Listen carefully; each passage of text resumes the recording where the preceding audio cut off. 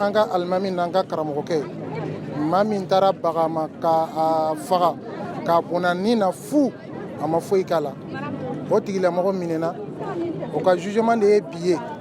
o de la an bɔra ka na nin kɛnɛ kan ka na an ka dusumakara yira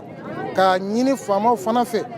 Ala subhanahu wa taala ko kiiri ka boli cogo min na u ko boli nin kan an ka mɔgɔ min n'u a fagara a kelen ka bon ka tɛmɛ cɛ 100 kan. Anw na kun tɛ fosi ye yan nɔ u ye dantɛmɛ wale min kɛ an ka directeur la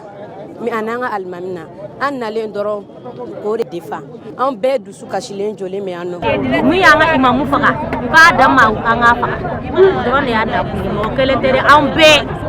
mun y'an ka imamu faga u k'a dan ma an k'a faga kiiri ka tigɛ ni Ala ka sariya ye. An bɛ fɛ nin ka kɛ ladilikan de ye k'a lase ni ɲɔgɔn si acte bɛ mɔgɔ minnu kɔnɔ o ladilikan ye jumɛn a y'a nin karaba cogoya min na u ka nin fɛnɛ lajɔ k'a nin kɛnɛ karaba cogoya min na.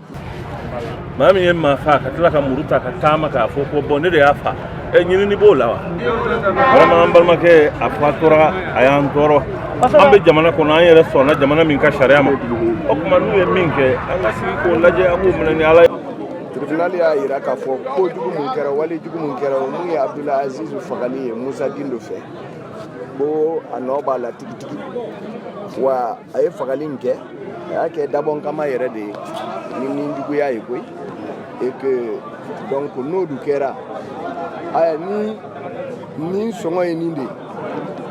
donc o bɛ gafew kɔnɔ code pénal o bɛ kuranna yɛrɛ kɔnɔ. Donc maintenant n'a fɔra k'a fɔ ko a ka ɲangi mun fagali ye o kɔrɔ ye sariya tigɛra ka ɲɛ.